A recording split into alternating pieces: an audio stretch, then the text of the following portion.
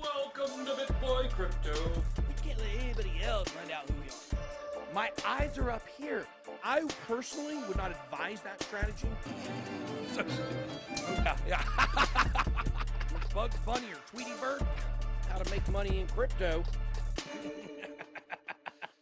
Oh, you're killing me. Welcome to BitBoy Crypto, the people's channel, home of the BitSquad, the largest and greatest crypto community in all the interwebs. No channel works harder keeping you in the know about crypto. Make sure to subscribe, by the way. A lot of y'all are not subscribing. Make sure to subscribe to the channel where you get this stuff every day. That's right, Juggy. We come to you live every single day at 11:30 a.m. Eastern Standard Time. Today is Tuesday, February 22nd, 2022. That's 2/22/22 for you keeping track at home. And I'm wearing my Tom McDonald for President, Tom 24 McDonald for President shirt.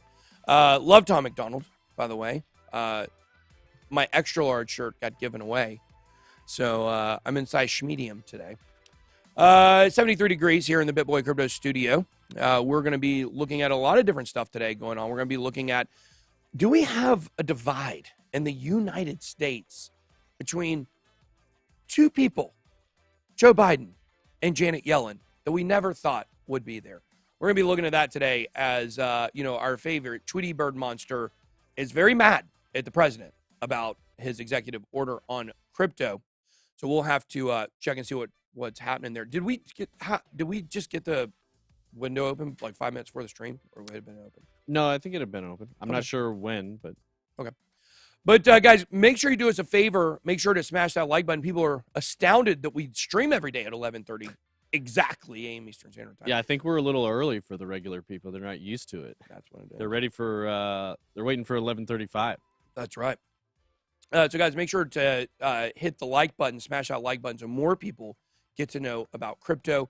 Hope you guys are enjoying our evening videos we've been doing. We may move those to the early morning. I don't know. Haven't decided on that yet. But I hope you guys are getting in on our investing philosophies. These are things that are going to help you over the long term. But this show is where we give you the news and the updates of what's going on around crypto. Yeah, we're on Twitch right now. Yes. Somebody said no Twitch. We're on Twitch. Yep, we're So. chatting right here. That's right. So, all right, guys, let's go ahead and get started with the stream today. 1.45 million followers here on the YouTubes, here on the Twitter sphere. See, how many are we on Twitter here? 815.9K, almost 816,000. Make sure to check out our Pluto Alliance. We're giving away all of our YouTube monetization profits to our Pluto Alliance NFT holders. Made that announcement a couple weeks ago, or last week. Make sure that you check out the actual Pluto Alliance OpenSea collection, and we got big stuff bubbling with NFTs. We'll let you in on down the road, but just know we are super excited about stuff we got, in the works here. 438,000 here on the Instagram, and then we've got, did we finally breach 7,000? Let's find out. Or 6,100, not 7,000. 6,100 here on my personal. This is where I take personal photos, not necessarily crypto related. Sometimes crypto related. There's a crypto.com arena shot. I need to put a new picture. I'll try to update a new picture here pretty soon. All right, looking at the Market Watch. I know you guys come from Market Watch every single day. We got $1.76 trillion in market cap. And yes, I see that comment there, Adam. We will be talking about your OpenSea $1 million lawsuit. Really excited to get into that. I'm a man on a mission there, boys. Man on a mission. $80 billion. The volume has not changed at all in the last 24 hours. Wait, are these current numbers? No, we got to refresh. Well, we're way down, guys. 1.697 trillion, excuse me. Usually CoinMarketCap refreshes itself, so not sure what's going on there. But 96 billion in volume, so we are getting volume, and we're seeing a lot of whales selling right now, which is not great. Bitcoin dominance on the rise, 42.1%, and for 45.5 Paraguays, you can send an ETH transaction. Coming to check out the latest numbers here. We got Bitcoin at 37,624. We'll be looking at how low Bitcoin dropped to here pretty recently. We've got Ethereum coming in at $25.97. We got Tether coming in at $1. So Tether standing pat. Tether still at $1. It's great news. Binance Coin all the way down to 364. This thing's probably dropping to the twos. XRP down at 69 cents. Who would have thunk it? Cardano at 86 cents. I saw, God, what is, his name's Dan. What's the guy's name? Crypto Coin Ventures. Mm-hmm. Yeah. Crypto Capital Ventures? Or is it Coin I Ventures? think it's Crypto Coin Ventures, I think. Dan, he said his buy zone's 50 to 60 cents for Cardano is what he was saying. So, Roald VDBSZ, whatever that is, Roald on the basement says, told you Russia would attack Ukraine. They just did. They say here in the news, hope they didn't. I've been seeing Russia just attacked Ukraine for literally 4 days in a row now. Yep. And I'll tell you this. I saw, that's why I said when's the bear market, we start on time. I last night saw something our content developer Nick Demandi posted on Twitter or posted in our Slack. He said, oh, this is it. Big news, Ukraine just, Russia just attacked Ukraine. They're moving troops in, blah, blah, blah, blah. And then I went to like Fox News. Fox News was on a commercial break from Hannity. Then I went to CNN. They were doing this was 10 o'clock, like 10:02. They were doing a special on Lyndon B. Johnson. So I don't know to interpret that as like the mainstream media is intentionally not showing or prioritizing Ukraine-Russia stories, or these stories aren't real. Like they're not actually happening. Like Russia's not actually attacking Ukraine. It's hard to know what's really going on over there right now. Do you feel the same way, TJ? Yeah, I mean, that's kind of the nature of media these days. There's so much misinformation. It's hard to know what's real. And when you have to go to outlier news sources because you can't trust the big dogs anymore, then it becomes a lot harder. You get these random links from people on Twitter. You got to do some digging and decide for yourself what you think is true. So I do think that's a result of the media landscape we're in today. But yeah, on this subject specifically, it seems that there's tons of information going left and right. I was reading on Twitter today about this, some of the motives and all this stuff. And the more I hear about it, I mean, obviously NATO and oil has a lot to do with it. But if you were to go back, I don't know if you remember when we had that flash crash and the price of oil went to zero or basically negative for a price of barrel of oil for a brief moment. A lot of that was a crazy day. Was Russia dealing with NATO, pulling out, they were saying they were not going to play ball with lowering the prices. Exactly. And Russia sitting on more oil reserves than just about anybody. That's kind of the lifeblood. So we didn't do them any favors. We let the price crash. Now they're saying, again, we're not going to play ball with NATO. We're seeing prices spike. So I think all of this comes back to that same commodity currency trade war we were talking about the other day. This is just another version of it playing out.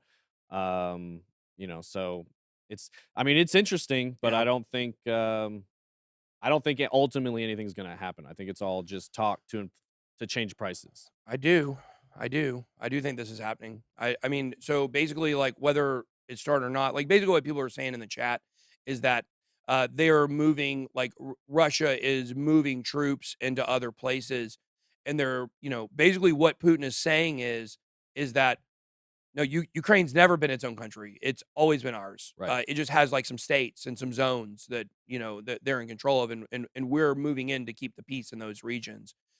I'm telling you guys, I really, really, really believe that Putin's going to rebuild the USSR. That's what I believe. And do you think we would respond, or do you think we would just let it happen? No. What are we going to do? Are we going to send troops over there? Not a chance. Not under this president. Maybe under the last one. Well, but zero chance that we send troops over there. We might send some weapons. We signed an agreement saying we would, and that's kind of where the tension comes in. You know what? There's a lot of gray areas with these agreements. Yeah. I mean, ultimately, people will do whatever they need, whatever they think is best at the time. But I think the premise is if we don't defend Ukraine, then we're not going to defend Taiwan. So if we don't stop Russia, how would we stop China? And then it gets hairy quick. People are saying false flags and stuff like that. Look, here's the thing about this. Putin is not in with everybody else. Putin is not playing ball with other world leaders. He's not playing ball with Joe Biden. He's not playing ball with the UN. He does what he wants to do. And that's why this is a big wild card. This doesn't have anything to do with prices. Now, the reporting from the United States is actually underreporting what is going on there through the mainstream. So that would actually, I think, refute that argument that, the media is trying to play this up. I'm seeing the media playing it down, actually. So, and now look, are there going to be shots fired? I think that's a whole different conversation. But is Putin going to try to annex Ukraine and then Belarus and then other countries back into the USSR? I believe it's going to happen. I do believe, I believe he has made up his mind. This is what he wants to do on the global scene. So we'll see what happens. There's nobody in our White House to stop him, for sure. There's no question about that. Now, you can certainly make the argument if you're on that side of the aisle that, hey, that's what you're for. You don't want to send troops, and I understand those arguments as well. But there's no threat here. There's no action. So I don't see why he doesn't do it at this point. If this is what he really wants to do, and if anything, it's not him manipulating prices. This would be him manipulating, you know, maybe just narrative, maybe just, you know, getting some limelight. You know, maybe he's following some of Gary V's playbook. But I think that I just have really moved to this opinion over the last 2 weeks, really watching everything he's saying, that whether it happens now or whether it happens in 2 years from now or whether it happens in 8 to 10 years from now, somebody said, Ukraine is not our business. Totally understand that thought. Totally get that. But whether it's 8 years or 10 years, I really believe he's decided he wants to rebuild the USSR. And I think there's going to be little in his way to stop him because the UN and who's going to send troops there? Who's going to go fight Russia? Who's going to do it?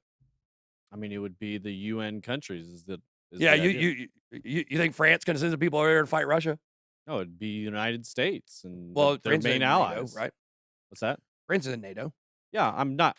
That's what I'm saying. It would be a collection of everybody in the UN is the idea. That's the whole point. Yeah. Well, they're not. No, nobody's going to step up and do it, I don't think. I think they're going to let him do what he wants to do. I don't think anybody wants to get in a fight with Russia right now. I don't think anybody wants to go to war right now, especially with all the inflation and coming off of the pandemic. That's the sentence where I agree with. I don't think nobody wants to do it. Nobody wants to go to war but right Putin now. does. I think he's taking advantage of that. That's what I think. Think he's not afraid to, but I don't think just like you said, I don't think it'll happen 2, 3, 4, maybe 10 years from now. I just think a lot of this is all talk and posturing, and it's having a positive effect for him. The price of oil is going through the roof, and that's great for them because they have more oil than anybody else.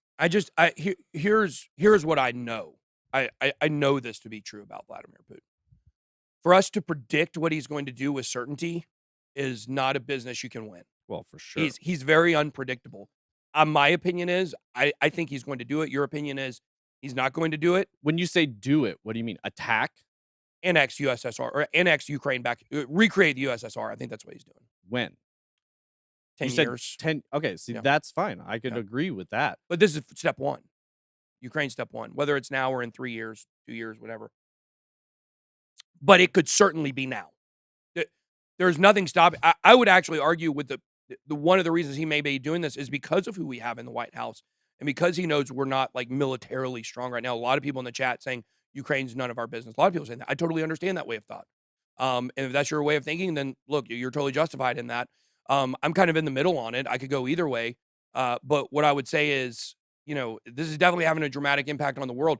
But we can't, I'm no idiot. I'm not going to sit here and say I know what he's going to do for sure. But I believe after seeing what's being built up here, I think this is not going to be resolved anytime soon. I would agree with that. Yeah. So, and I also believe that while the United States, and we talked about this yesterday, while the United States is not, they're not, what's the word, cooperating with Vladimir Putin on any kind of manipulative level, our government and our Federal Reserve will certainly milk this for every drop of the tea to do what they can do to keep the money train going. This is exactly what they've been waiting for, is something like this, I believe. So I don't know. I don't know what's going to happen in terms of the price of Bitcoin. This is why people watch the show, right? People watch the show for crypto. And I understand that. But you have to understand the large ramification that this conflict is having on the crypto markets. On all markets. On all markets. And some people would look and they would say, when it comes to, you know, the Bitcoin bear market, like we're just typically doing what Bitcoin's always done. But there are things that drive it further in one direction or the other. If we were bullish right now and the price of Bitcoin was at $75,000, then what kind of effect would this actually have? We don't know. But we do know if this does turn into conflict, traditionally, conflict has been great for markets. I think that's what people have to understand. There's a shock. There's an uncertainty in the beginning, but that's usually, you know, followed by positive action because what comes along with it, money, printing, morale, you know, the whole 9 yards. So My senior year of high school was at a NATO base called Shape. It used to be in Paris, and their proms were in the Eiffel Tower. Shannon Sharp, top admin, Shannon Sharp. She's been here for a long time. Interesting. What happened to Marcy? Where's Marcy? Can somebody text Marcy and get her back? Marcy in the hasn't chat? been here for a while. I know. Marcy's been gone for a while. Hey, bear market. Hey. Even Justin Williams left crypto for years. He claims he didn't, but I'm his friend. I know he did. Okay. So, all right. He's not leaving this bear. If he leaves this bear market, well, I guess he's here. So. He's here. Yeah. I mean, if you're here, I mean, good job. Yeah. Stick with it. That's how you make the big money.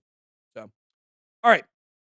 So we look at that. Let's look at the Bitcoin chart. I mean, guys, this is what you want to see. You want to see what's going on with Bitcoin. We still here. This is the daily chart. We still haven't made a new low. We did go down to $32,800 on, what day was this? January 24th. Of course, we were on an uptrend. Here's your rally pump right here. You know, we said watch for that 46K. It's a good place to take profits. We should probably take more profits around that time, but we were busy. But now it is what it is. Now this is the CME gap chart. Let me go to the regular Bitcoin chart here. So we have the regular price action here. And you can see here, I mean, Frankie Candles is drawing. He does all the drawing on this here. By the way, we are going to have Daniel from Chart Champions on. I talked to him yesterday. Nice. That'll be fun. So burying the hatchet on that one. You know, we had some issues with him back in the day, but things are fine. So they said Marcy was liquidated by XRP longs. It's very sad. Very sad. Sad times. Sad times. Usually we have now gone below this, level of support that we did have for a while. I don't know if it was this specific. It was the daily chart that this was actually drawn on. That's why it may not make a lot of sense right here.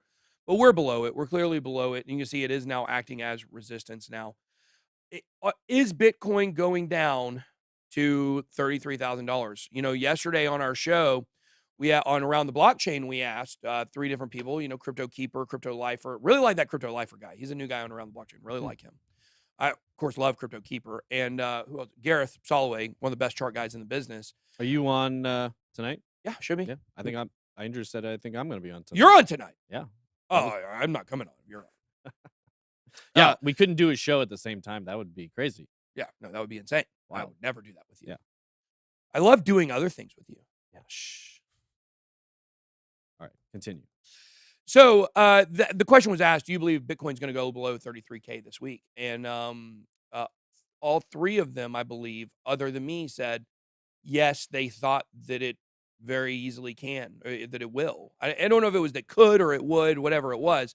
All 3 said yes.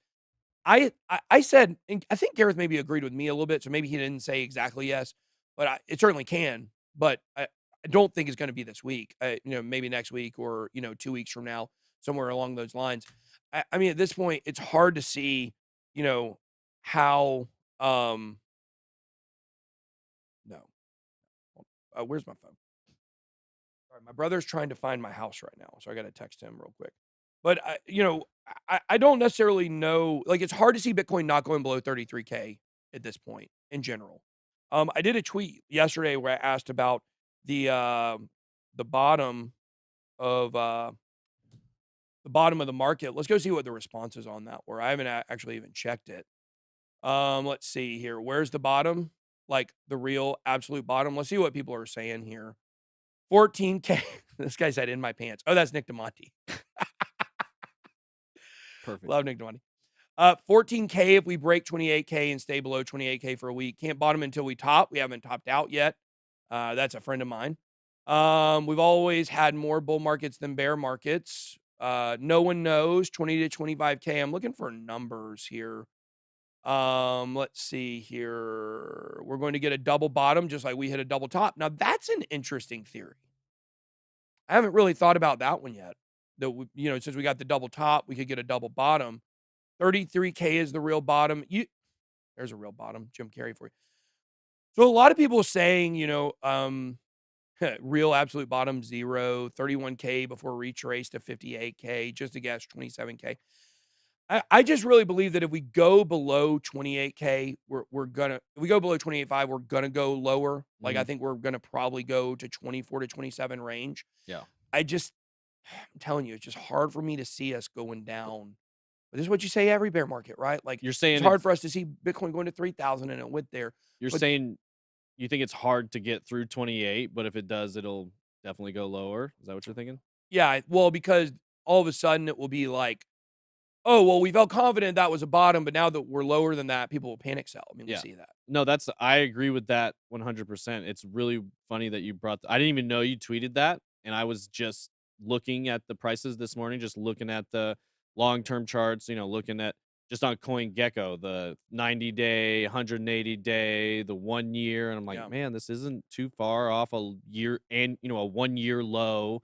Then you go look at the max, and you're like, okay, 28 has really, within striking distance of 28, like it could be wicked down either direction, but approximately that high 20s area seems to be very, very, very strong support. It does.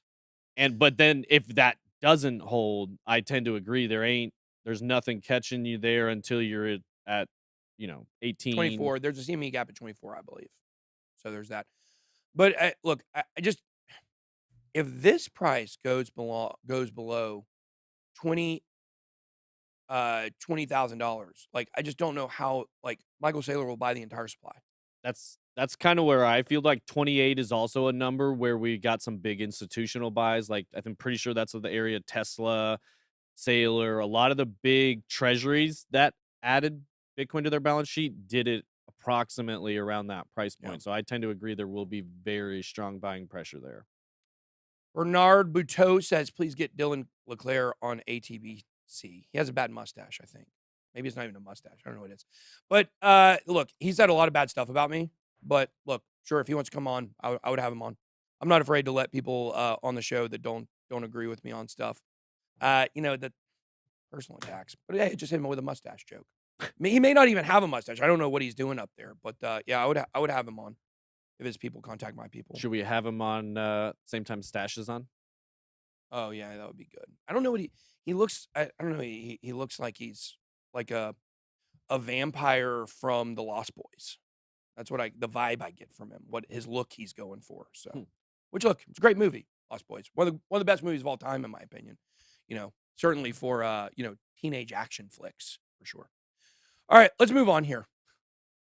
Number of Bitcoin hodlers reaches new all-time high despite crypto market bloodbath. This, on-chain analytics, we've been talking a lot about this.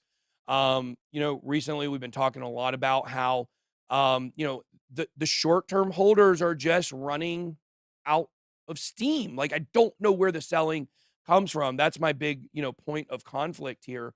When it was $20,000 in 2018 or 17, it dropped. So many people were overextended. There was plenty of panic selling. I just don't know where the panic selling comes from. Supply of Bitcoin held for more than half a year has reached a record high. I mean, I feel like we've been talking about this every single day on the channel, the short-term versus long-term holders. These are the HODL waves. You can look at the purple. The purple here is people that have been holding for 10 years or more. And you can see that does not change. That number doesn't really drop.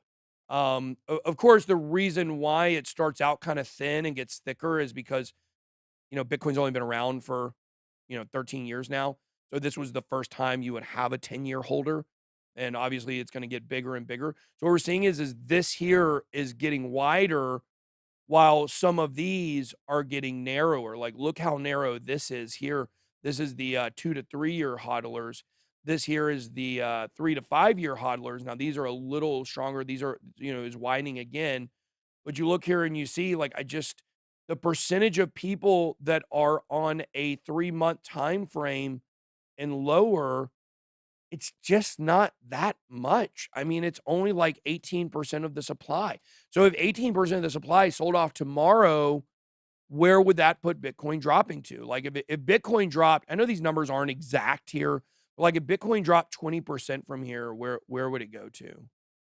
29.5. Pretty interesting, 29.5. That was the low on some exchanges. 29.5 went to 28.5 on some others.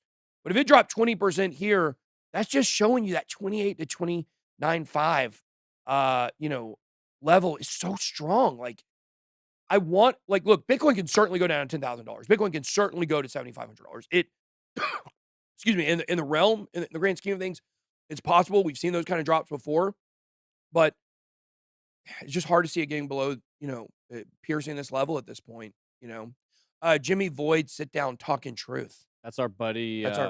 Yeah, hey, you can come drop that off sometime. Yeah. you let us know. I got your email. You let us know. Love to have you come check things out. We appreciate you, sir. You need even meet Frankie Candles himself.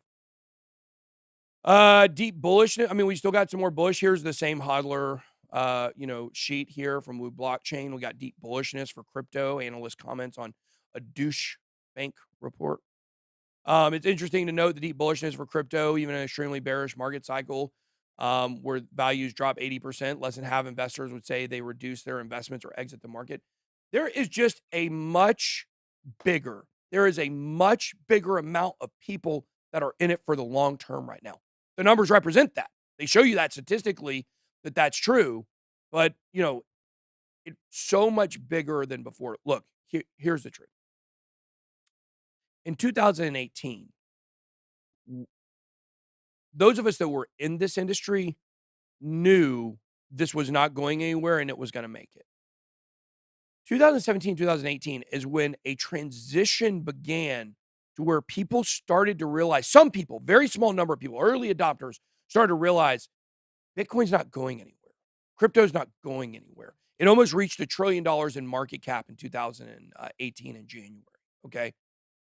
Fast forward to 4 years, we all know it's going to make it. Anybody that pays attention to crypto at all knows Bitcoin is going to make it and knows that this crypto industry is here to stay. The permanence of crypto now is very strong, and I think that's why we're seeing the amount of long-term holders. I see it in the comments. We missed the top. It sucks, but hey, we'll still be here. That's not the kind of noise and comments we were getting back in 2018. You agree with that? Yeah, absolutely. Totally different sentiment. I mean, somebody said right here, that's me. I'm in it till I retire. Yeah. People did not feel that way in 2018. They were questioning all of their life's decisions. Yeah. 2019 especially. 100%. I mean, look, early January 2020 had me going like, am I in the right business? Right. That was the bottom of the sentiment, was December of 2019 and 2020 January, because that's when like you really get to this break point of like, okay, we've been bearish for so long now. Like, is it coming back? We don't know. So well, and it also felt like this was all the reasons we were championing Bitcoin in times of chaos. It was supposed to thrive, and then the price was still falling, and then you're like, oh, wait a minute, maybe this will just become back to a medium of exchange and be worth $10 or 30 cents instead of thousands of dollars and be a store of value. But yeah, 2000 Dynamite Mining says, 2019 was rough Air Force. Rough Air Force. I agree with that. Okay. I got no comments here saying my shirt's too tight today. This is the first time I've worn a large in probably years. Look at you go. Down to a large today. Look at you now. Look at me now. I'm building back better. Okay. Ex-Goldman Sachs exec is Raoul Pal on what Google Trends is telling us about Bitcoin, ETH, DeFi, and NFTs. On Monday, former Goldman Sachs executive Raoul Pal, he's been on the show before, explained what data from Google Trends is saying about current trends in the crypto space. Google Trends is a website by Google that analyzes, as a tweet on Twitter, the popularity of top search queries. In the April 2020 issue of the GMI newsletter, Pal explained why he believes that Bitcoin, which he called the future, could one day have a $10 trillion valuation. In that issue, Pal said that's the idea of a $10 trillion valuation for Bitcoin's not so crazy. Now, I wonder if there was a comment here or a tweet that I saw that said something, I can't remember who it was. It said something like, why are we still undervaluing a market that's going to be over 10 trillion? And I guess that's where this is probably where that tweet originated from, the $10 trillion number. He's also said the crypto will have $100 trillion market cap. That's a lot. After all, isn't it just a currency or even a store of value? It is an entire trusted, verified, secure financial and accounting system of digital value that can never be created outside the cryptographic algorithm. It is nothing short of the future of our entire medium of exchange system and of money itself, the platform on which it operates. Since then, Pal has provided updates on changes to his crypto holdings. For example, on October 29th of 2021, he said he was irresponsibly long on ETH. And he went on to explain he was bullish on DeFi, interoperability stuff, layer ones, Rally. That was one he talked about when he came on my channel. It's probably somewhere around that same time. I think he came on maybe in September. Sandbox, Dapper Labs, interesting stuff. Yesterday, he tweeted about his findings from analyzing Google Trends, just taking the pulse of adoption. Google search is always interesting. Here's Bitcoin. It's standing pat. It's standing pat here. Ethereum and DeFi continuing to increase, which is interesting. ETH here increasing. DeFi has remained stable, isn't growing by adoption by this metric. He believes ETH seems to be capturing the layer 1 element of the applications layer. It feels like to me, and people can, somebody said Google Trends really, this is green here. Look, Google Trends has been a pretty reliable indicator for Bitcoin throughout its history. So it means the amount of attention and sentiment that's on Bitcoin, this is relevant. We've seen this before. I know it seems like, Google search, how would it relate? But it does relate because, Bitcoin investing in money is certainly a, game of attention. But here's the interesting thing to me. And people say whether or not you agree with this. I'm very interested. It feels like Ethereum is spacing out from everything else right now. It feels like you've got a lot of promising layer 1s, Cardano, Solana, Tezos, Cosmos, Elrond, all this stuff. Every time the gas fees are low, which they are now, Ethereum extends its lead, I believe. I think the numbers here on the Google Trends reflect that. Layer 1s, we love layer 1s. Number one, number one, gainer in our portfolio are layer 1 protocols for its history. But Ethereum continuing to grow. You get these spikes in the gas fees, people run away from it. We're looking at launching NFTs for people, and you know what? We're right back on Ethereum now. We've tried other ones, right back on Ethereum. So, yeah, I tend to agree. And it's interesting you say, by far, smart contract layer 1 platforms have been the best performer in our portfolio. But the interesting part of that is the reason for that is pure speculation on something that hopefully can do what Ethereum's doing better. And we haven't seen that yet. So people are willing to throw money at platforms that maybe are trying to solve it better. And so we've ridden that speculation up in the meantime of everybody wants to compete with Ethereum, but very few have actually shown significant progress. And been stress tested. No. Once they get stress tested, we see the problems. Yeah. And they fall apart quick. Even the good ones, Solana. We talked about with Love and Solana for years. I know it might seem that we've been bearish on it because of things we said about it about the last year. We certainly criticized it for good reason. We love Solana. We talked about Solana when it was like $2, or less. So, all right, moving on here. Here's a Raoul Pal tweet about, Bitcoin. We see that. All right, moving on here. This is pretty fascinating stuff with Janet Yellen here. White House and Treasury Department divided over crypto ahead of Biden's executive order. Now, we do know that, Janet Yellen, let's see if we can pull up her lookalike here. Always love pulling the Janet Yellen lookalike. If you want to know what Janet Yellen looks like, here she is. That is Janet Yellen, the Tweety Bird monster, as we all know. She is now divided with, the president here. The White House and the Treasury Department are reportedly split on the scope of an executive order focusing on digital assets. The White House is also likely to consider the possibility of supporting a central bank digital currency, or a CBDC, which is virtual currency backed by the U.S. dollar. Citing sources familiar with the matter, Bloomberg says Treasury Secretary and former Tweety Bird monster and current Janet Yellen considers the executive order unnecessary, including any details mentioning CBDCs. You know what's so funny is we have seen this continuously from the government infighting over who manages crypto. We saw the CFTC, one of the former chairman or commissioners, whatever you call them for the CFTC. Can't remember his name. Started with a Q. It wasn't Quintana. I can't remember. Brian something, I think was his name. He went after the SEC on Twitter over, I don't think you're in control of this. I think we are. So we see a lot of government infighting because that's the game here, okay? That is what is up at stake. What is at stake right now? The power of the most disruptive technology and generationally money-changing, wealth-building tech we've ever seen. That's what's up for grabs here. Every place wants to have their stake in it. They want to control it. We do know, right? The Fed just banned their people from trading crypto, Federal Reserve. So that's interesting. So they're probably out on wanting to control stuff. It's all about insider trading is what this is. This is about, look, if we know what the regulation is, we know what to invest in. We know the government, the SEC, most corrupt organization on the planet.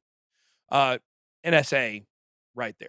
Those are probably the top two most dysfunctional, corrupt organizations in our government, which is saying a lot. The Senate and Congress, pretty close behind. So, or the Senate and the House. Yellen and her team are of the view that the Federal Reserve should be given room to come up with its own strategy on CBDCs. Last month, the Federal Reserve released a report on the feasibility of issuing a CBDC in the United States. In addition, Treasury Department says that their office and other federal agencies, including the SEC, are making progress in terms of providing regulatory clarity for cryptocurrencies. Among other things, the draft of the executive order touches on the challenges posed by cryptocurrencies to the economy, national security, and regulatory landscape. Man, they really are touching on everything. And look, here's another thing to think about here. Janet Yellen, how did she make her money? What was the number, like 80% of her net worth was made in 1 year?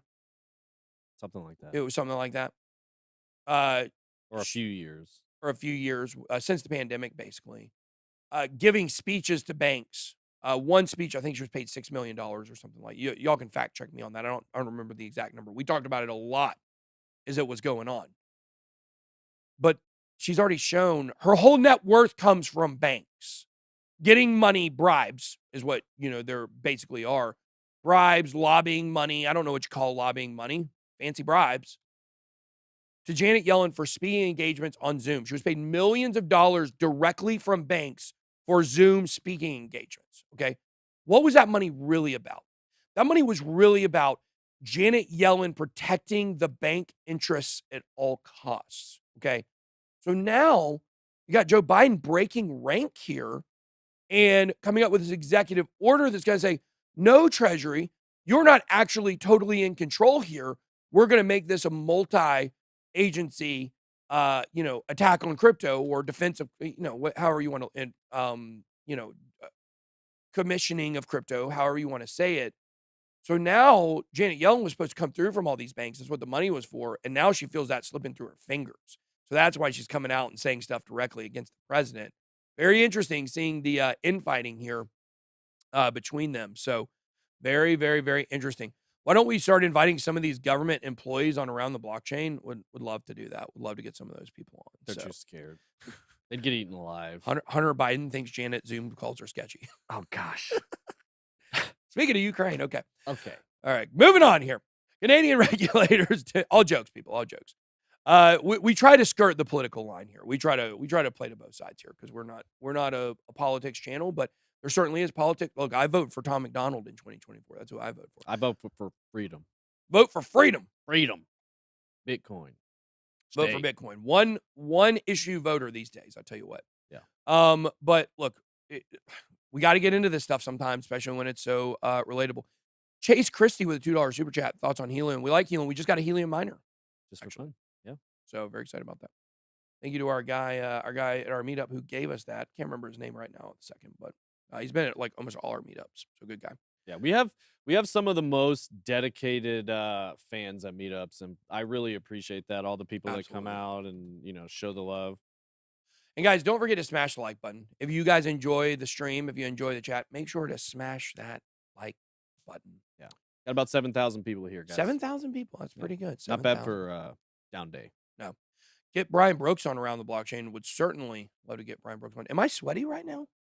Chris Sanchez says I'm sweaty. I don't feel like I'm sweaty. He's drinking hot tea. Throaty Cody. It's the shirts giving. Oh yeah, I do have the pit stains, guys. Yeah, I did notice that earlier. I was trying not to pick up as much. Yeah. But let's just embrace it. I mean, I took my shirt off last week. Who cares? Yeah. No, you can't tell. Were you here when I took my shirt off? I don't know if I was. That's unusual. When was it? Was it a Thursday? When I take my shirt off for you not to be there. Yeah. Well, I think it was Thursday. Yeah, I put on the XRP Army jersey, our 589 soccer jersey. Oh, that was. Oh, on stream. Yeah, I put it on the stream. Gotcha. Yeah, we're working on that. What's today? Tomorrow. Day after tomorrow. Perfect. Love that. We can't wait for you guys to do the Can't wait for you guys to check out our merch. It's the best merch in crypto. There's no question about it when it comes out. So we don't like to do things unless we can do it the very best. So absolutely. All right, check out this. We know the stuff that's going on in Canada. The Royal Canadian Mounted Police, the RCMP, are investigating whether tweets by the CEOs of crypto exchanges, Coinbase and Kraken, that pushed for self-custody of digital assets violated the sanctions put in place to quell trucker protests against pandemic restrictions in Canada. The Canadian Securities Regulator, the Ontario Securities Commission, OSC, reported the tweets to the federal police on the grounds that it felt the crypto executives were providing advice on how to circumvent the restrictions put on the funds, according to a report from The Logic. Now, notice this, okay? I think this is extremely fascinating here. Okay, let's see here. Let's highlight this in a different color because I really want to highlight this point here. Advice on how to circumvent the restrictions put on the funds. This sentence right here, if you're newer to crypto and you've been wondering, like, how are they freezing assets and stuff? They're not. You can't freeze crypto assets. You cannot freeze Bitcoin. That's what Nunchuk.io was saying in their response to the Canadian regulators here. You can't do it. They're mad that these people are giving advice on how to circumvent the restrictions. Nothing is frozen. It's an honor system. GoFundMe is on an honor system not to send the Bitcoin. Now, exchanges are complicit in this because they blackmarked some of the Bitcoin or all of the Bitcoin addresses involved in this, but they can't freeze. They don't have the power to do that. You can't freeze something that's decentralized. It's peer-to-peer. That's the whole point. That's the whole point. This Canada situation, Justin Trudeau, I want to thank Justin Trudeau. Can we take a minute? Yeah. Justin, I want you to look me in the eyes. I need some political music. We do. Justin, I want to tell you this. You know, a lot of my best friends are named Justin. I even have a brother named Justin. I love Justins. You, sir, may be my favorite Justin of all time. Because while you are short on freedom, you are long on advertising Bitcoin. And I just would like to say from the bottom of my American heart, thank you. You, sir, are a fine Canadian. There you go. There you go, Justin. Somebody clip that. That's going to be Nobody shows the use case for Bitcoin better. That's the beautiful thing about people that attack crypto. The more you attack it, the more you show the use case, the more you show why we need it. I said it yesterday on one of the shows. Pandora is out of the box. This is here. This is making it. The more they try to attack it, just the bigger beacon that it becomes. This is why we need this. This is advertising for privacy coins. Mm-hmm. Congratulations, Monero community. You got free promotion from Justin Trudeau. Okay. Yeah, and it's really interesting because I think it brings it a lot closer to home for us in Western societies. It's one thing you hear about, corrupt dictator in some third world countries taking over their currencies, going into hyperinflation. People are losing their bank accounts, that sort of stuff, or they don't really have bank accounts, so they can't relate. No, this is Western society just north of the border, their government defunding them, cutting off their bank account, saying you can't interact with society because we don't like what you're doing politically. It's a problem. So, continuing here, notably Twitter accounts of Kraken CEO Jesse Powell and Coinbase CEO Brian Armstrong, also known as Uncle Brian, expressed their dissatisfaction with the invocation of the Emergencies Act and their support for non-custodial crypto wallets. Concerning to see stuff like this happening in any country, especially such an economically free place like Canada. Wow. And this, oh my gosh, what this lady said, they're making these actions permanent. Somebody said, we went from, please wear a mask for 14 days to we will steal your children in 2 years. Mm-hmm. Think about that. All of the warnings that people gave about this stuff where they sounded crazy. I didn't think they sounded crazy at the time. But all of the warnings about where all this was heading to, here we are. Yahoo yesterday put out a report telling you what I've been telling you for 4 months now. Pandemic's basically over. The Omicron variant has basically made it to where this is the flu. Every year we're going to get this. We have to learn to live with this from this point on. The crazy mandates and all this stuff, they have to end. Everywhere in California has lifted mask mandates indoors, except for Los Angeles County, of course. Of course. Okay, they have to be difficult. There are a bunch of divas over there, Hollywood divas. We know the whole 9 yards.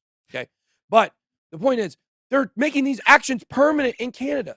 You know, can we tweet at Justin Trudeau? Yeah. Canceling people's car insurance, somebody said. People must learn to self-custody crypto. I am offering myself up for arrest, Justin Trudeau. Justin Trudeau. I've done my part. Please come to America. There you go.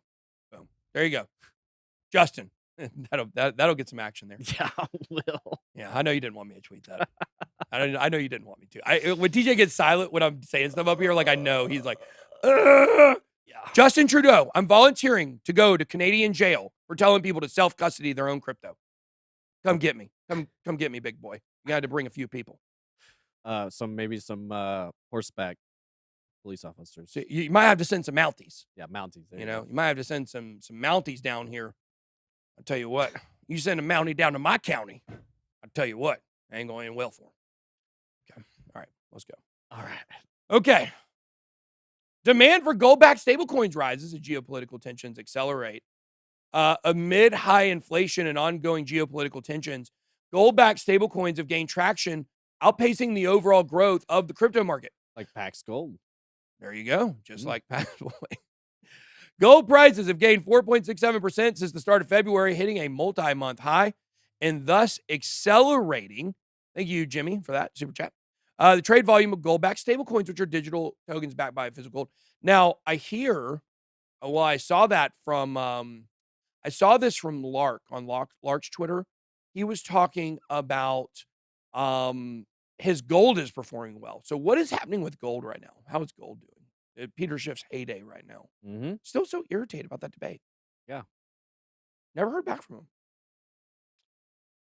So gold is on the rise here. You can see it's at a high since, basically it has now hit a new high since June. So June it was going up, then things started crashing along with everything else. And now gold is really moving up. I mean, with world instability, I guess you do get gold increasing. What was going on with gold during the pandemic? I mean, guys, I don't pay attention to gold. There's the 5-year. Is that on the stream right now? No, that's just you. 5-year high is August of 2020, right after the pandemic. Yeah, so that led to the peak of gold. So let's see if we go on the monthly here for gold. You can see it pretty easily. This goes all the way back to 1986. You can see basically a 5-year high for gold was right in the middle of the pandemic, right as things were really getting going and getting started here. And, you look at that candle. Look at that monthly candle, the last one. Which makes sense if there's uncertainty in the market, people go to store values, like gold. So it's not necessarily that, I mean, gold has gone up some, in the since the beginning of this year. Yeah. But really it's not going down as much as everything else. It's going up when everything else is going down. It's a good hedge value. Mm-hmm. Almost. Look, I don't hate gold. I think there's certainly a role of gold in the economy. I think there always will be. I think Bitcoin is going to crush it in market cap, but there's always going to be a need for gold. I mean, specifically with technology, there certainly will be. But gold price has gained 4.67% since the start of February. According to a report by Keiko, the two largest gold-backed stable coins are Pax Gold and Tether Gold. I didn't know there was Tether Gold. Did you know that? I had heard it. I've seen that abbreviation. I just don't hear it. I've never even seen that abbreviation. With a market cap of 420 million. Ha ha ha. Yeah, I bet Bitcoin tops out at 69K. Fascinatingly, Pax Gold volumes have practically doubled since September, and Tether Gold volumes have seen a subtle burst in trading. Gold is certainty in uncertain times. Overall, USD peg stablecoins remain dominant. Is this a time when we put some money in gold, you think? Should we put some money in gold? Actual physical gold or gold-backed stablecoins? Either. I mean, if you're buying physical gold, it's actually a lot harder to get your hands on actual physical gold. Well, you can get one of those collectible gold coins. Yeah. That you see advertised on the news at 9:30. I guess we'd have to start with a safe. Getting a safe? Yeah, like somewhere to put the gold. Yeah. That's the issue with actual physical gold is you have to store it. I just sit it on my desk. Yeah. Think somebody take it? Next to the piece. Maybe we should do. Maybe we should. Maybe we should add some physical gold to our what we own here. Yeah, I like the idea. I like it. Yeah. Why not? You know? Maybe not on the uptrend. Maybe let everything else recover a little bit. But I think this might continue actually. But whatever. You're right. I mean, look, buy in the red, sell in the green. Yeah. So, but yeah, let's talk about it. Okay. Overall, USD peg stable coins remain dominant, but we are seeing an increase in the other ones. CryptoPunk it. What is this? Oh, they're selling some CryptoPunks. Also, everybody says silver, buy silver instead, buy silver instead. You sound like my brother says the same thing. But if you're gonna try to hold 6 figures worth of silver, do some, imagine storing that. Try to store 300K worth of silver. It's not easy. We could make some silver sneakers and join the Silver Sneaker Club. Yeah. Do you know what that is? The Silver Sneaker Club? You don't know what that is? Mm-mm. Oh, okay. What is it? Silver Sneaker Club is I think it's a government program actually for senior citizens that allow them to work out at gyms and do group fitness for free. Oh, so they'll do like Silver Sneakers Club at the gym in the group fitness room. It's like Tuesdays and Thursdays at 11 or something like that. We never see them when we're there because they're not there when we're there. Now, I don't know if they do it at our gym, but I know I've been at gyms before. It's a big thing. Yeah, I was going to say, I haven't started getting those invites yet. Yeah. Silver Sneaker Club, a group of people that might own silver. Okay. How about this, guys? You can't make this stuff up, man. I tell you what, I am on fire with OpenSea lately. It's almost like, I tell you what, let's go to Twitter real quick. I want to go to Twitter. How's this tweet doing? 201. I can already see the comments. Yeah, Pitbull's getting arrested. Blah, blah, blah. I see it now, But when we go to my profile here and we look at our tweets here and we go back to our original OpenSea tweet, let's see where this was. This is a pretty good tweet. This one did not get nearly enough here. I try to be nice on Twitter and never say anything negative about any person or company. Person mentions OpenSea exists. Can I curse? Look, only 124. That's my most underrated tweet of all time, by the way, guys. All time? All time. I think that's all time my most underrated tweet. I do. Wow. I do. Interesting. Yeah. But let's see. Let's continue more down here. Just so we're clear, I want you guys to see this. This is a tweet of me attacking OpenSea. Just so we are clear, OpenSea is ran by absolute scammers, insider trading, censorship, and centralization at its finest. Cannot wait for FTX and Coinbase NFT to blow them out of the water. I'll do everything in my power to destroy this company, and I am taking that to full extent. So we'll talk about that down the road. But the point here is this. Look how many likes this got. 3,237. 1,000 comments. 549 retweets. Guys, that's a lot of likes on a post. What does this say?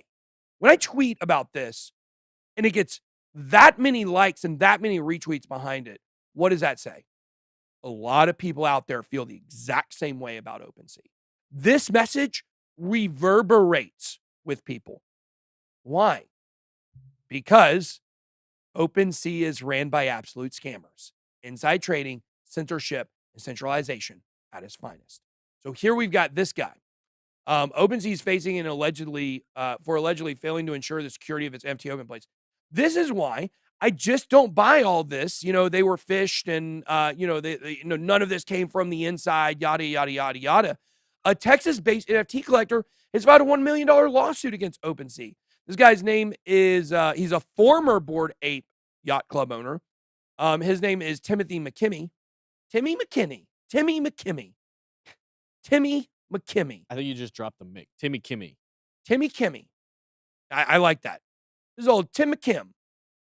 I like that. That's a good one too. Tim McKim. We like Timothy because he's suing OpenSea. He's suing after his NFT sold for just $26 on the marketplace. The floor price for the NFT collection was over $200,000 at the time. The suit is asking OpenSea to pay $1 million in damages for allegedly failing to ensure the security of the marketplace. On February 7th, Bored Ape 3475 sold for 0.01 Ethereum, around $26 at the time. Tim McKim says the sale occurred without his permission, and he did not list the item. The buyer promptly sniped the item and flipped it for 98.9 ETH, worth $308,445. McKinney paid 55 Ethereum for the NFT in December. The legal complaint registered in Texas federal court accuses OpenSea of negligence. They are beyond negligent in this, beyond negligent, for continuing to operate without fixing a critical vulnerability, by the way, one which they knew of. Per McKinney's lawsuit, the piece stolen from him ranks among the top 1,400, which puts it in the top 14% of Bored Ape Yacht Club NFTs. By taking the legal route, he's seeking the return of the Bored Ape and damages over $1 million. Or over $1 million. The Bored Ape will probably be worth more down the road. Right. What do you think the floor price? DZ asked that on Twitter. What do you think the floor price in 10 years of a Bored Ape is? $1 million? It could be anywhere. I mean, that's somebody said 10 million. It could be anywhere between 10 million and 0. I mean, there's a chance. It could be. Just like I would say the same about Ethereum, not 10 million. Those were actually, what's funny is those were the first two the first two chronological responses were 0 and 10 million. That's funny. Yeah. So it could be either one of those. It's just going to be a matter of if they can make. That's what makes NFTs so fascinating. Is it's a community, and if the community continues to live and breathe and thrive and provide value, so will the NFTs. If it doesn't, it'll fade. Absolutely. So we have that's extremely speculative on where it'll be in 10 years. I couldn't even begin to pick. I would like to think hopefully $1 million, but we'll see where it is. Instead of shutting down its platform to address and rectify these security issues, they continue to operate. They risk the security of the users' NFTs and digital vaults and continue to collecting 2.5% of every transaction uninterrupted. They knew about the exploit and they did not pause things to fix it. People lost millions of dollars. For example, to contrast that, the story I'm pretty sure we covered it here on the live stream with the Coinbase hack where the guy discovered the exploit. I might have just read this on Twitter. More or less, a white hat hacker discovered an exploit where he could sell stuff that he didn't have within the Coinbase trading platform. He could sell 50 SHIB for 50 Bitcoin. And it would actually execute within the system. He flagged it, reported it. They had it fixed immediately, and no users were hurt. That's how it's supposed to work. OpenSea, exact opposite. These OpenSea people are the most money-greedy, money-hungry people I've ever seen. And I will tell you, this is their downfall. This will be their downfall in the end. I can guarantee that. That's a guarantee for OpenSea. They will fall, and they will tumble, and it will be extremely hard. And I would love to take any role in doing that, for sure. I will lather. Is that the right word? That's not the right word. I don't think it's the right. I'm not sure what you're trying to say, but I don't think that's lavish. I would say the rest of the sentence. The opportunity to do so. Relish would fit. Welcome. It starts with an L. Like I don't know what it Love. is. Maybe somebody can. No, it's not love, TJ. That's what we share. Oh, yeah. I love you, TJ. I love you too. Thanks. I didn't want to leave you hanging. Yeah, thank you. Yeah. A lot of people asking questions. Does Ben love OpenSea? Clearly. And look, we can go over more of this story, yada, yada, yada, yada. But good for this guy. I hope he sues him. I hope everybody's saying relish. Revel. I would revel in the opportunity to take down OpenSea. There it is. Here's what I want to say about this. This is something we don't talk about a lot. This might be a good topic for Justin and DZ to talk about. Have they renamed yet? NFT Alpha, right? Have they done that? I don't know. They're rebranding, guys. We might have broke the news for them. I don't know. Go. There's another NFT update. We just don't want there to be problems or issues, so we're gonna fix that. But you all hear more about that from them. But what I'll tell you is a good topic for a show would be what happens to these NFTs that are hacked. Like right after it happened, the guy turned around and sold it. Mm-hmm. But now everyone knows that is the one that was stolen from this guy. Yeah. Does it become like marked Bitcoin? Yes, kind of? exactly. Yeah. Do these become non-fungibles? Or do they become more valuable or less valuable? 100%. That's a great question. I wonder, like, the one I own, is it more valuable because I own it or not? I don't know. I wondered that. that's the long term. If you see the chain of like, Yeah. oh, you owned it, then Paris Hilton, then so and so and Yeah. so and so and so and so. I don't know. We've got the froofiest one. Froofiest. We have the absolute froofiest CryptoPunk. No, not the CryptoPunk. We have our CryptoPunk is hardcore. He's got an eye patch. Yeah. It's our Bored Ape that's the froofiest one. It's got bunny ears. But bunny ears. Yeah. The Easter bunny is what we call it if you guys were around last year. So anyways. All right. Tourism in El Salvador. We'll just run through these real quick. Up 30%. This is good for El Salvador, right? Mm-hmm. At least they're bringing in more money through tourism. It's triggered a notable surge, not only for its GDP, but for the local tourism. It's up 30% since the Bitcoin law. Look, I certainly would have never considered Grad Barlinghouse. Sorry, somebody said that in the chat. XRP Tenaire says LMFAO Grad Barlinghouse is a 10 out of 10 name. I love that. You know what's very interesting about this? I would have never considered, leave that up. I would have never considered visiting El Salvador. It would not have been a place that I was really interested in going to. But now, because of the Bitcoin law, I would. Here, you want me to pull up the tweet? No, I just wanted I can pull you it to, up. yeah. Okay. Here, let me pull that tweet up. Here's another tweet dragging OpenSea, which is our favorite thing to do. Well, and it's from January 2022, 2022, notifying people of this exploit. It's at Decal Magic. This is where people were first starting to see some of the issues. Here it is. Okay. Here's when people were seeing the issues on January 21st. And when was this? When did this occur? Just recently. No. Yeah, on the 7th of February. Yeah. How about that? So here you see the 7th of February, the Bored Ape was sold. Here is the tweet that is talking about this exploit. If you've ever, this is at Decal Magic. If you've ever used OpenSea, your funds and NFTs are not safe. There is a bug in the Wyvern token transfer proxy approval that allows anyone to transfer NFTs to other wallets. If anyone has experience with OpenSea contracts, shoot me a DM to report this safely. This was 3 weeks almost. 17 days. 17 days before this guy's NFT was stolen. 17 days where it was stolen. You can't. This tweet right here, this is state's evidence right here. This tweet right here, this is your nail in the coffin, dead to rights. OpenSea is busted.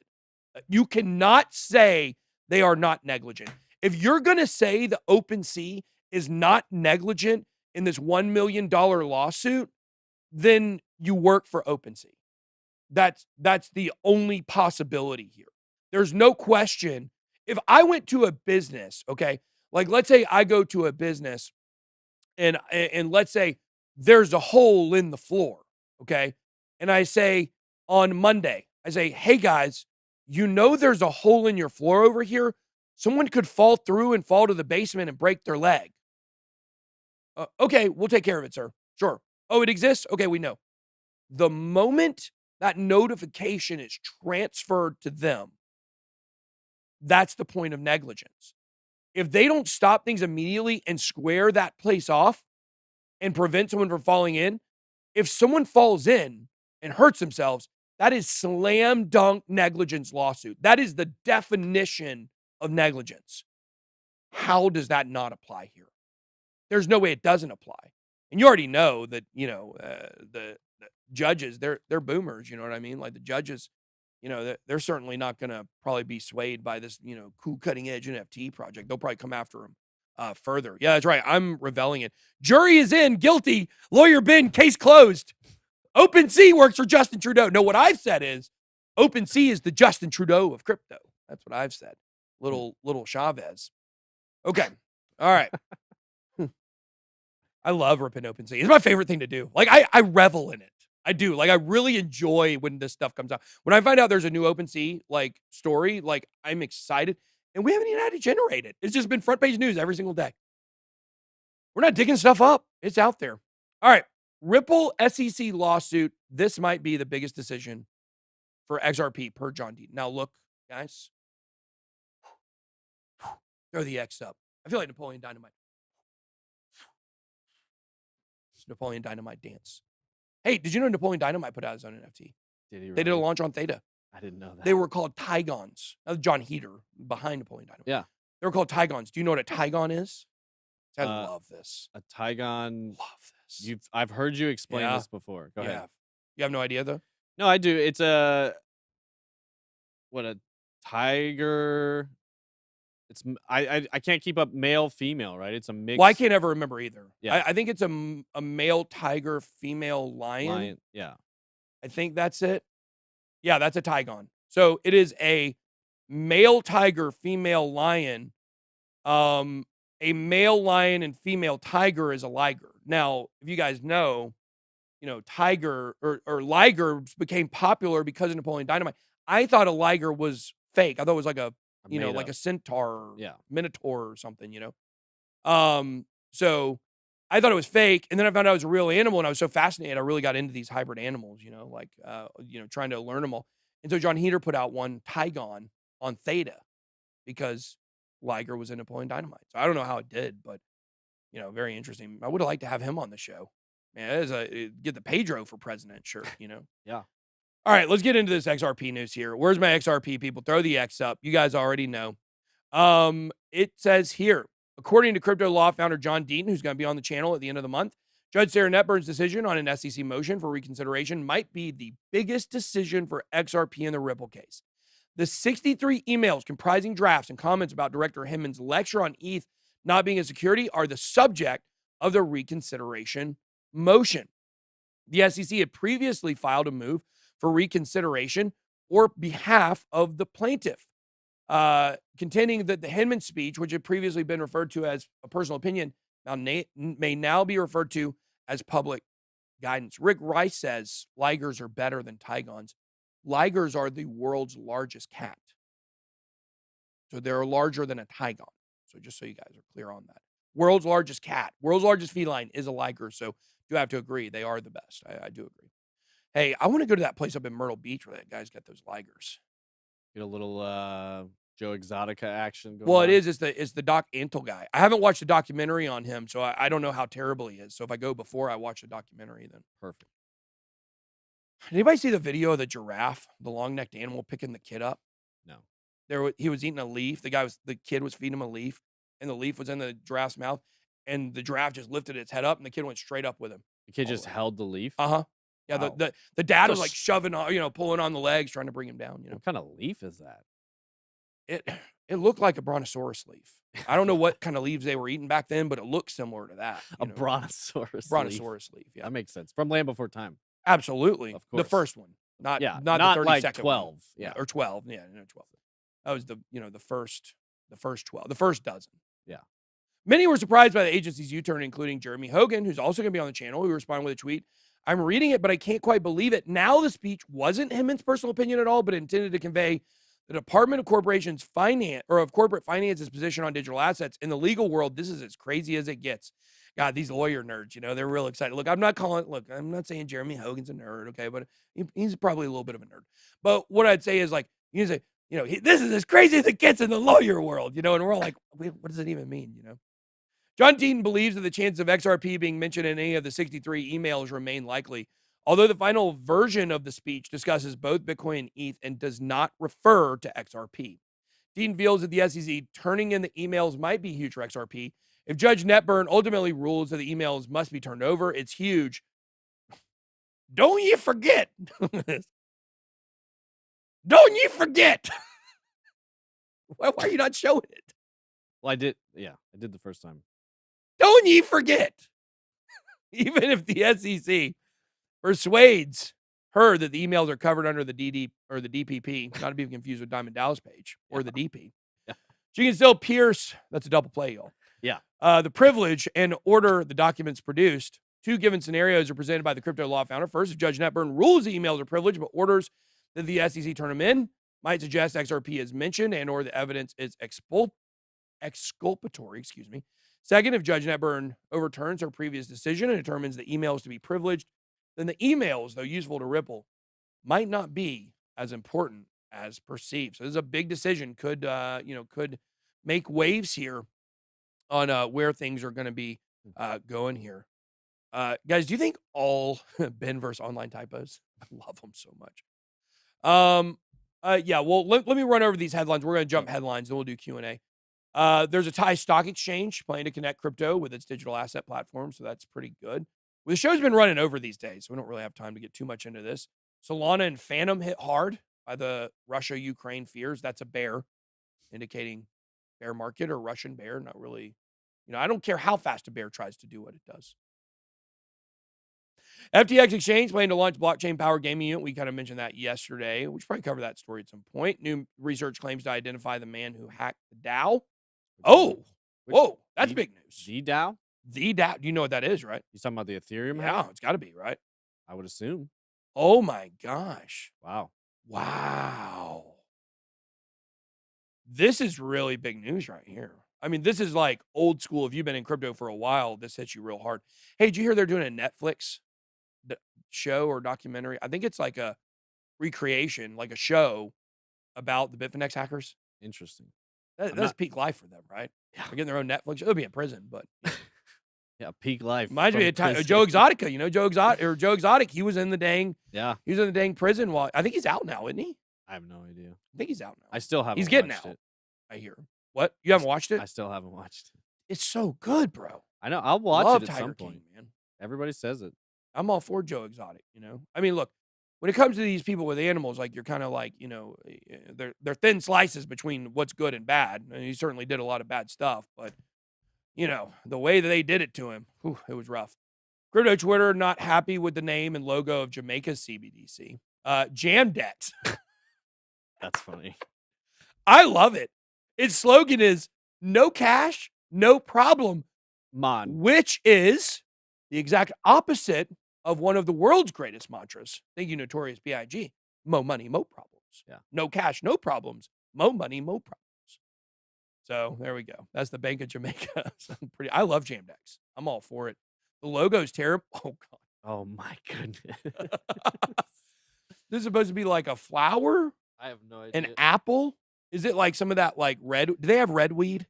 I think they have red weed, right? Yeah, like I used to back in the day, okay, I used to know a little, back before I got sober 15 years ago. I knew a little bit about it. Surely there was some red flower or something, right? Yeah. That's a thing. TJ would know. Right? I mean, because yeah. you lived in California. I've been to Jamaica, yeah. You've been to Jamaica, right? Yeah. So Jamdex sounds like some kind of weird music festival. Sounds like something in like, hey, come out to Jamdex. Come out to Jamdex, man. Yeah. Let's go. Okay. NFT market blowing up as artists protest get rich quick schemes. That's an interesting story. Artist has blown up a Lamborghini Huracan. Turned into a 9. Did somebody check the basement? Make sure ours is still down there. It's Performante, not Huracan, right? It's a Huracan Performante. Yeah. It is a Huracan, though. Turned it into a 999-piece NFT. The resultant piece of the supercar were then shot in 4K. So, interesting. So, it literally meant blows up. Yeah, literally. Okay. Literally blows up. Aggressive. All right, Q&A. Let's hit it. All right. That's Q&A. That's an Aki fruit, they say. An Aki fruit. Okay. First question, pretty common question. Are you guys still holding or did you sell it all? If you're holding, what prices are you considering selling? Okay, so here's what I was going to say on this. I still get a lot of comments. We said if it went below 40,000, we're going to sell. We didn't. I wish we would have to some extent. But then when it went back up to 46, I was glad we didn't. Right. And we sold some there. Look, I understand it's confusing. And I do want to address this. This is something I would like to address. I said hodling is a lazy strategy.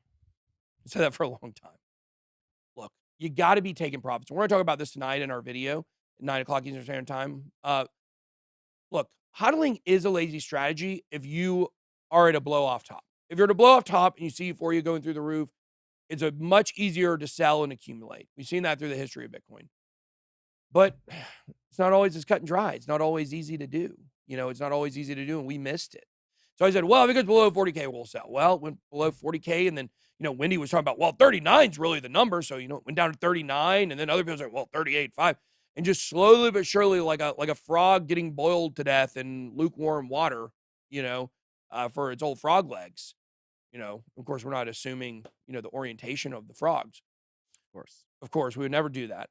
But the fact is that we just got cooked out of selling profits, So Bitcoin went down to 33, it went back up to 38. We took maybe 1% or 2% off the board. Went up about 40, we took 1% or 2% off the board, and then we never took any more off. And I think here's the thing. HODLing is certainly a strategy that works over time. It is a time-proven method to get gains in your portfolio and make money.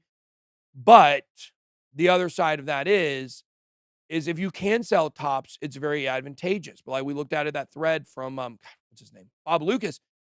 Hardly anybody called it top. Nobody knew that was the top. It shouldn't have been the top. But it was. And so we missed it.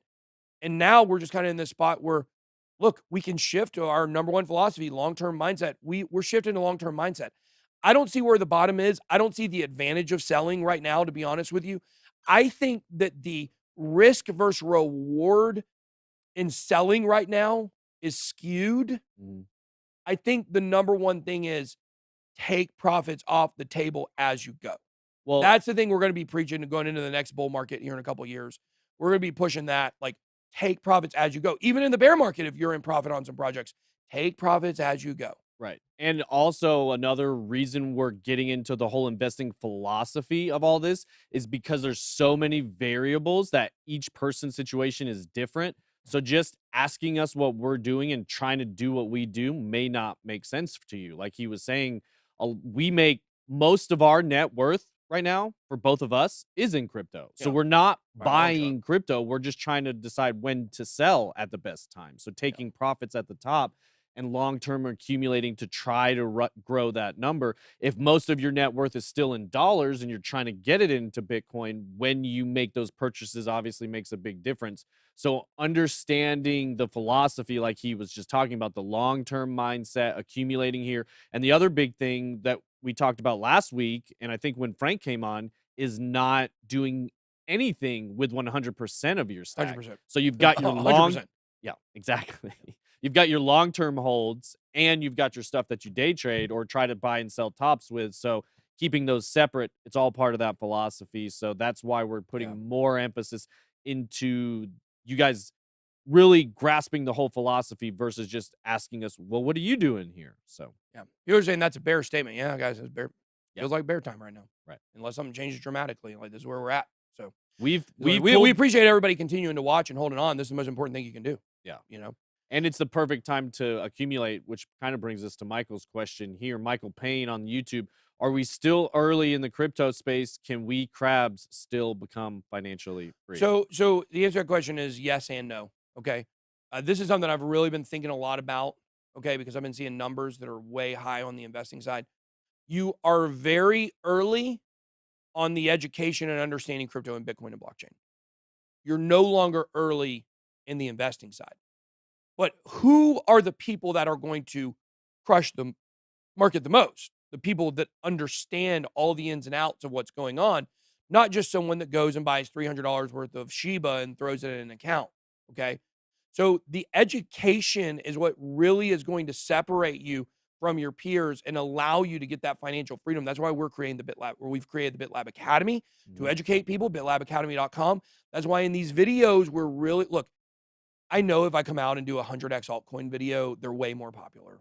I know if I do a 100x altcoin video that our views are going to go up. We're going to get more subscribers. Like, I understand. I know how this YouTube game works. Our numbers are going down because we're changing our content. Like, that's why.